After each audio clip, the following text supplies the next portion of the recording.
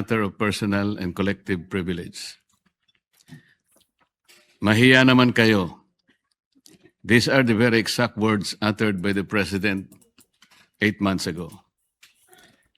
Yes, Mr. President, walong buwan na mula nang tumambad sa sambayanang Pilipino at sa buong mundo ang malawakang anomalya at korupsyon sa likod ng mga flood control projects. Pagkatapos ng 8 buwan, natukoy na ba kung sino ang mga walang hiya? Since the first Blue Ribbon hearing last August 19, 2025, the public has watched closely, anticipating the outcome of our inquiries and investigations. The demand for transparency and accountability did not subside. It has only grown louder. Despite the increasing public clamor for transparency and accountability, we are stuck in a maze of indecision and complacency, waiting for a report that has long been overdue. Mr. President, as early as December of last year, the minority submitted its observations, findings, and recommendations based on the initial 6 public hearings of the Blue Ribbon Committee and labeled it a minority report, for lack of a better term. Let me be clear, it was not intended to disrespect the committee nor the Senate as a body. Fully aware of the hearings on the flood control anomalies that had not concluded, and in the absence of a committee report, the public has long been waiting. The report was not filed with the bills and index, but coursed through the office of the Senate President, hoping for proper disposition.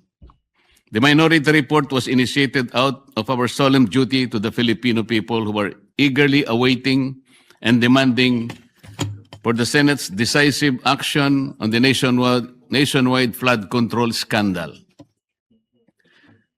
Our intention was clear from the outset: to uncover the truth, hold people accountable, and propose legislative measures that will finally dismantle the deeply entrenched corruption that characterize our infrastructure projects.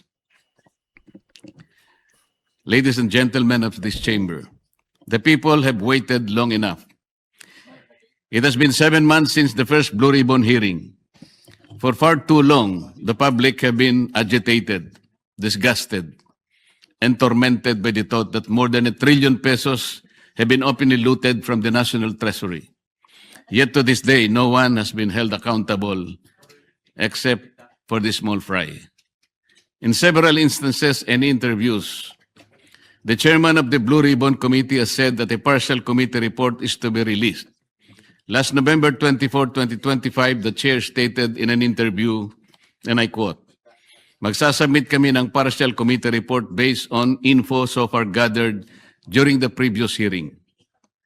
Natapos ang Disyembre 2025, walang report. Then on January 14, 2026, during the kapihan sa Senado, another statement was made that the report was still being drafted by his staff, even chiding them for being inept.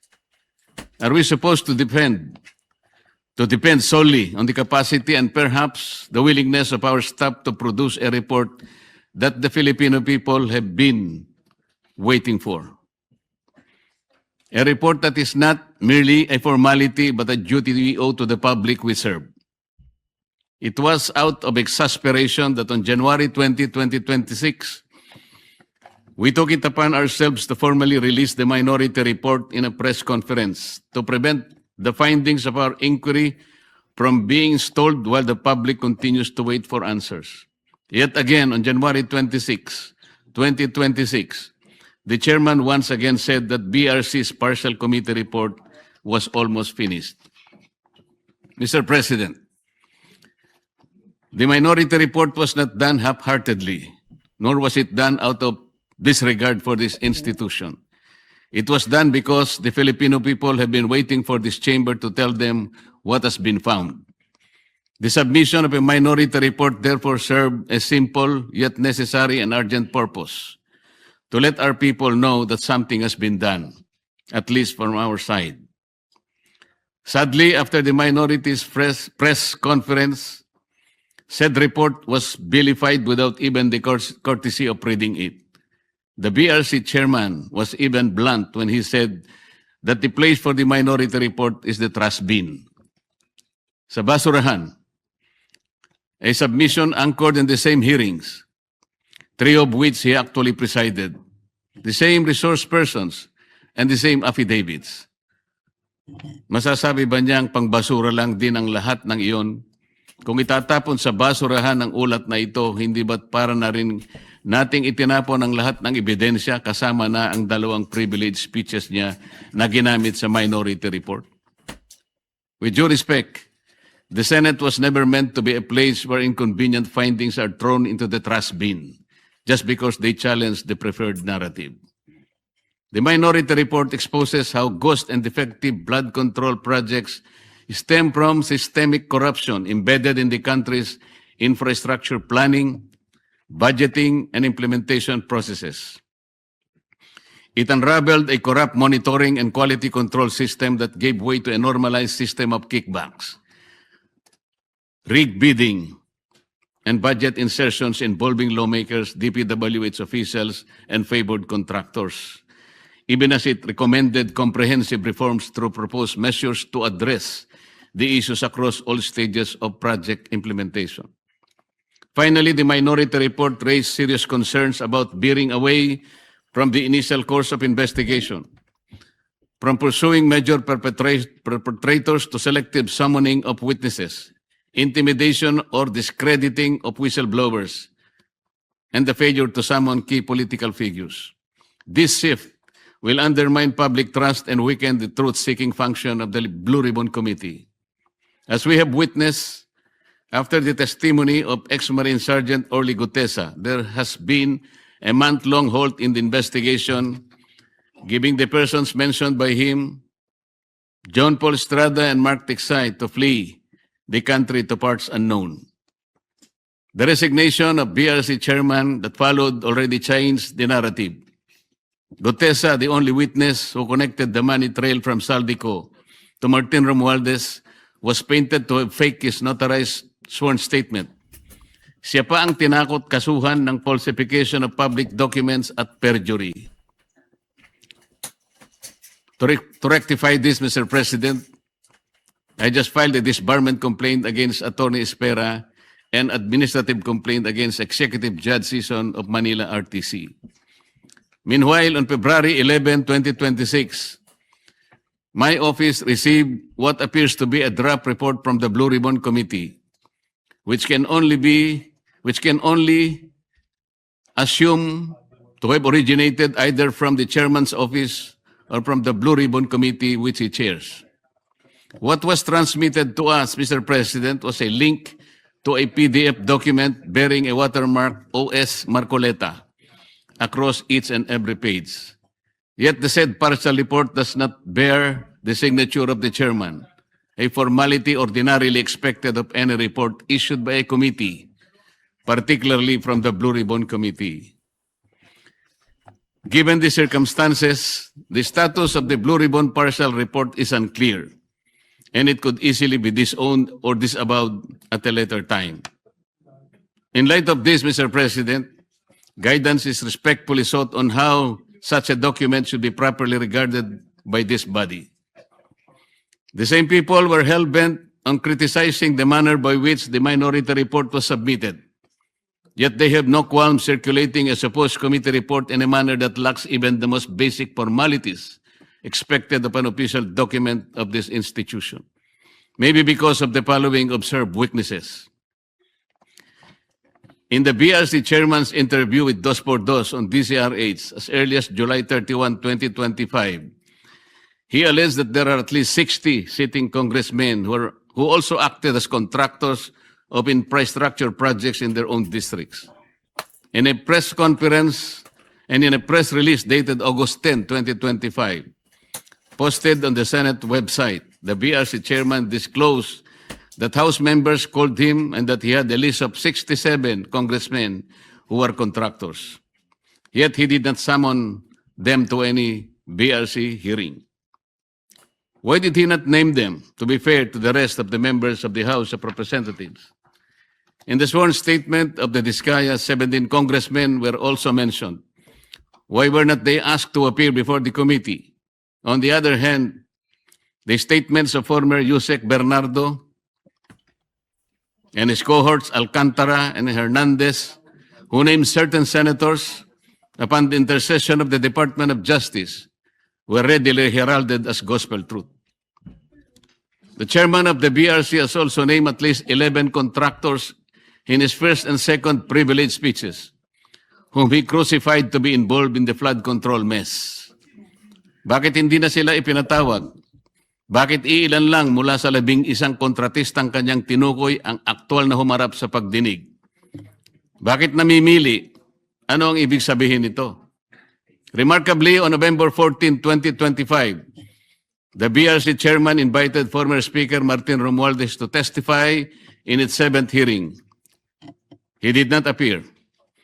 Then on January 22, 2026, as quoted by various media outlets, the chairman said that former Speaker Martin will be invited again. If he wants to attend, he is welcome. But he cannot be forced to come due to interparliamentary courtesy. This doctrine can be challenged in the light of Section 27, Article 2 of the 1987 Constitution, which reads, "The state will maintain honesty and integrity in the public service and take positive and effective measures against graft and corruption." This doctrine, Mr. President, which is not even part of our rules, is not absolute and should not prevail over a clear and categorical mandate of the Constitution. The members of Congress have no immunity from investigation, subpoena, or public scrutiny. If anything, those who occupy the highest offices in the government must be the first to answer, not the last to be asked.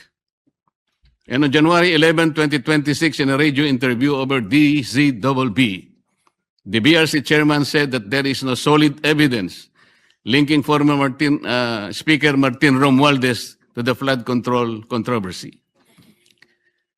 This is deeply troubling not only for what was asserted, but for what was prematurely concluded because the records of the hearings clearly reveal otherwise. First, Gutesa, who appeared and categorically linked him to the controversy. Second, Saldico, in his several video feeds, identified him and others as the principal actor of this most despicable scandal. Third, at least 2 out of the 17 congressmen in Diskaya's list reportedly referred to Martin Romualdez. Sa mga unang pagdinig ng Blue Ribbon Committee sa ilalim ng pamumuno ng kasalukuyang chairperson, iminungkahi ko po, Ginoong Pangulo, na anyayahan din si dating Governor Luis Chavez Singson na nagpahayag din ng kahandaan at kagustuhan na dumalo upang tumestigo sa mga flood control projects sa Ilocos. Wala rin pong nangyari, Ginoong Pangulo. We are now seeing a clear pattern in this mambo-jumbo that whenever a witness points to former Speaker Romualdez as being linked to the controversy, the credibility of that witness is quickly placed in question. In an ambush interview at the Senate on November 14, 2025, by various media outlets, the BRC chairman clarified that a remote sworn testimony will be allowed only if Saldico appears before Philippine Embassy or Consulate, and a request for a Zoom meeting under oath will be valid. First, Saldico fears for his life and therefore he cannot go to any Philippine Embassy. Kung si Gutesa nga ay bigla na lang naglaho na parang bula. Sa halip na suportahan at pakinggan ang mga naglalantad ng katotohanan, sila'y pinababayaan at nailalagay pa sa panganib. Second, the statement is incorrect because under the Apostille Convention, which the Supreme Court already implemented under OCA Circular number 210-2023, Saldico can take his oath before any commissioned notary in Portugal or elsewhere in Europe. He doesn't have to do it before a Philippine consular office. All he has to do is for his sworn statement to be apostilled in that foreign country, and it will have the effect of a statement sworn before a Philippine consulate. In the 8th hearing on January 19, 2026, the BRC chairman stated, "Let me emphasize the point. or 1 point. We always go wherever or where the evidence leads us. We do not target any particular person, nor do we have the intention to cover up for anybody. If that is truly the guiding principle of this investigation, Mr. President, then several matters should have been highlighted and pursued with equal vigor. For instance, on November 18, 2025, he made a revelation during the plenary debates of the 2026 budget on general principles in the presence of DBCC officials. Sinabi niya na base sa usapan nila ni Yusek Bernardo, meron siyang may mga taong nagne-name drop sa Pangulo, tulad ni na Yusek Adrian Bersamin at Yusek Traigib Olaybar, na nagutos kay Saldico na ipasok sa BICAM yung insertions ng 100 billion. Panoorin po natin ang video, Mr. President.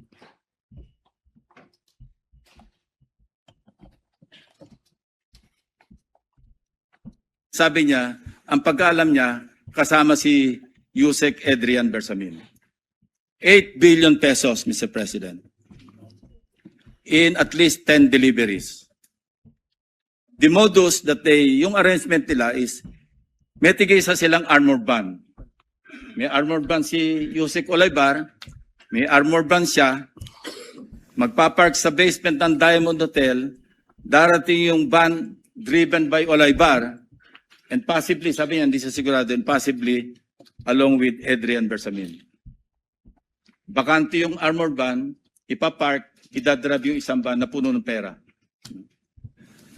Ranging from 800 million hanggang 2 billion. Umabot ng 2 billion only because sometime in March, yung kanyang date na sinasabi from, I think, March hanggang April, yung delivery. Very good nga raw siya, sabi ni Yusek Olaybar, kasi nakakapag-deliver. Ang biggest kasi naipon because March 11,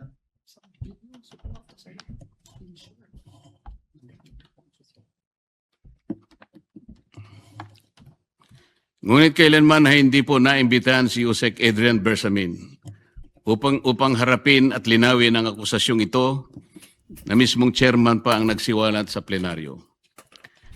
Earlier, on November 14, 2025, in an ambush interview, he already disputed the statement of Saldico about the alleged 100 billion insertions allegedly made by the President in the BICAM. Ang malinaw rito, Mr. President, ay magkakaibang pahayag at pagkakaunawa sa parehong issue. Isang senyalis ng kontradiksyon na posibleng pagmamanipula na dapat sana'y malinaw at tapat sa publiko. This becomes particularly concerning in light of the second supplemental affidavit of former DPWH Undersecretary Roberto Bernardo dated November 10, 2025, where he disclosed that he handled 5 billion worth of projects for former DPWH Secretary Manuel Bunoan each year from 2023, 24 to 25, with kickbacks of 15% therefrom. From this kickback, 75% will be shared by Bunoan and Cabral. The 25% goes to Bernardo. Pinayagan din ng chairman ng BRC ang pakikialam ng DOJ sa mga pagdinig, lalo na sa pagpili ng mga gagawing testigo sa ilalim ng Witness Protection Program. Ito ay sa pamamagitan ng sapilitang pagre-require ng restitution na hindi naman hinihingi ng batas. Hindi rin po binigyan ng pansin ang mga naging kaganapan sa number 30 Tamarin Street, South Forbes, na binigyang diin ni Saldico sa isa sa marami niyang video revelations. Sinabi ni Saldico na nag-deliver siya ng 1 billion sa lugar na yon, 200 million noong December 2, 2025 at 800 million noong December 5, 2025. Ayon po kay Saldico, ang paghahatid ng 200 million ay ginamitan ng isang Grandia Elite. Yun namang 800 million ay ginamitan ng dalawang Grandia Elite. Ang mga ito ay tinanggap di umano ni Yusek Jojo Cadiz sakay ng kanyang Toyota Fortuner kasama ang kanyang driver.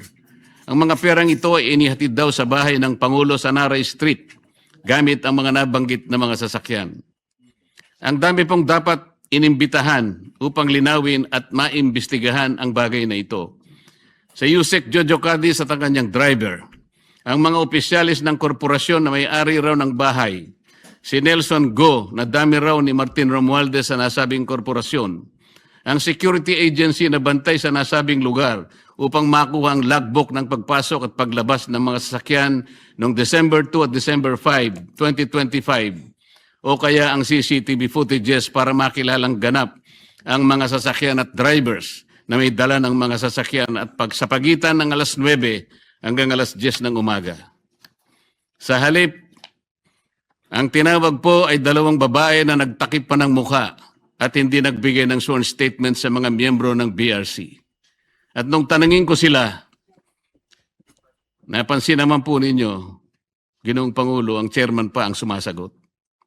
Given the seriousness of these allegations, one cannot help but ask, why has Yusek Cadiz not yet been invited to testify before the BRC? The public deserves answers, but some key witnesses remain uninvited. In the same second supplemental affidavit of Bernardo, he further alleged that at least 5 cabinet secretaries and several undersecretaries had allocables recorded in what has come to be known as the Cabral files. On December 27, 2025, in a radio interview over DWIC, the BRC chairman echoed Bernardo's statement. At least 5 cabinet secretaries and some undersecretaries had allocables amounting to billions in the controversial 2025 budget. But the only names revealed were former DPWH Secretary Manuel Bonoan and former Executive Secretary Lucas Bersamin. Who are these other unnamed secretaries? And were they the same secretaries referred to by Bernardo in his second supplemental affidavit? We may never know because they were never invited in any of the proceedings, despite the chairman's apparent knowledge of who they were. So one cannot help but wonder if the chairman himself knew about their identities and their involvement in this whole mess. Why were they not summoned in the succeeding Senate investigations? Why were certain individuals being shielded from scrutiny? Is there someone up there who would have been implicated or whose name would have been inevitably exposed had they been made to appear before the Senate? Mr. President, the matter does not end here. On February 24, 2026, a press conference was held in which one attorney Levy Baligod presented a joint affidavit from 18 former members of the Philippine Marine Corps, a former enlisted personnel of the Philippine Army, and a reservist of the Philippine Army. The affidavit alleges that they were involved in the delivery of maletas filled with cash to various recipients, purportedly under the orders of Saldico. Sila po ay nagpahayag ng kanilang mga nalalaman tungkol dito sa malupit na pandarambong sa Kaban ng Bayan. Nabanggit nilang muli ang 30 Tamarin Street sa South Forbes Park, gayon din ang 14 at 41 Nara Street. Nabanggit din ang opisina ni Saldico sa House of Representatives at bahay daw sa Aguado sa harap ng Malacanang. Kinumpirma rin nila na totoo ang mga inihayag ni Orly Gutesa sa nakalipas na pagdinig ng komite. Bukod pa rito, isa sa mga nagsalitang ex-Marines ay tumestigong isinama siya ni Saldico nang magatid daw ng 5 malalaking maleta sa bahay ng Pangulo sa Ilocos Norte. Ayon sa kanyang pahayag, si Congressman Sandro Marcos pa umano ang tumanggap ng pera at ilang oras lamang ang lumipas ay dumating rin daw ang Pangulo at ang unang ginang. Pero ano po ang ginawa ng chairman ng BRC? Sa halip na iharap sa taong bayan at diretsahang tanungin sa kanilang mga pahayag, kahagad na pinag-alinlanganan ang kanilang kredibilidad. Bago pa man masuri ang kanilang salaysay sa harap ng Senado, tila nabuo na ang isang konklusyon sa mismong chairman na dapat sana ay siyang magsiyasat nito. Ipinagkibit-balikat na lamang ang kanilang mga salaysay nang hindi man lang binigyan ng oportunidad na sumagot sa mga konklusyon at teorya. Kung ang kanilang mga pahayag ay hindi kapani-paniwala, lalong nararapat na sila'y paharapin sa isang formal at pagdinig. upang doon mismo masubok ang kanilang inihayag. Ang chairman po ba ng BRC ang dapat magpasya kung sino ang dapat ipatawag sa pagdinig kung 20 ang bilang ng miyembro ng Blue Ribbon Committee? Nakonsulta po bang isa-isa ang mga miyembro ng BRC? Kinausap po ba, halimbawa, si Senador Bam, si Senador Kiko, si Senadora Risa, Senador Gatchalian? Nagkaroon po ba ng caucus? Nagkaroon po ba ng hearing man lang? Para pagpasyan po ang napakalaking bagay nito, Mr. President. Mr. President, sila ay matapang na nagsalita at handang tumestigo ayon sa kanilang nakita. Saksi sila sa kung saan at kanino dinala ang limpak-limpak na perang nakapaloob sa mga maleta, mga kahon at iba pang mga sisidlan na kanilang ginamit. Ano bang patunay pa ang dapat nilang ilabas para lamang sila'y inyong umpisahang pakinggan?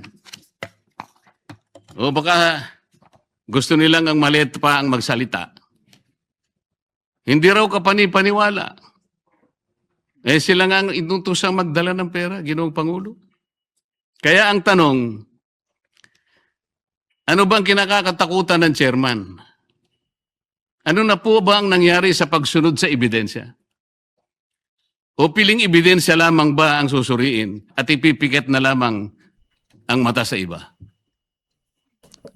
Ngayon sa Romans 1:18, nahayag mula sa langit ang puot ng Diyos laban sa lahat ng kalapastanganan at kasamaan ng mga taong dahil sa kanilang kasamaan ay hinahadlangan ang katotohanan. Hanggang kailan po itong tahasang pagharang sa katotohanan, Ginoong Pangulo? Ano na po ba ang nangyari sa makulay na kasaysayan ng Blue Ribbon Committee na sa mahabang panahon ay tiningala at nagsilbing isang bantayog sa pagtukoy at pagtutok sa mga katiwalian at pagdarambong na nagaganap sa ating burokrasya? Hanggang kailan po tayo maghahalukip-kip ng mga kamay sa harap ng malawakan at karumal-dumal na paglima sa ating kabangbayan? Hanggang kailan po maghihintay sa wala ang taong bayan na mistulang ninakawan sa tanghaling tapat? Hanggang kailan ang mistulang pagbubulag-bulagan, Ginoong Pangulo? Hanggang kailan po magtitiwala sa atin ang taong bayan na nandito tayo para proteksyonan ang kanilang kapakanan? Hanggang kailan po natin sila mapapaniwala na makakagawa pa tayo ng mabuti para sa kanila? Hanggang kailan po kaya ang pagmamaang-maangan, Ginoong Pangulo? Naghanap po ng kasagutan ang mga mamamayan, hindi po bukas, hindi po sa makalawa. Ngayon na po, Ginoong Pangulo. Kasihan nawa ng Diyos ang ating bansa. Maraming salamat po, Ginoong Pangulo.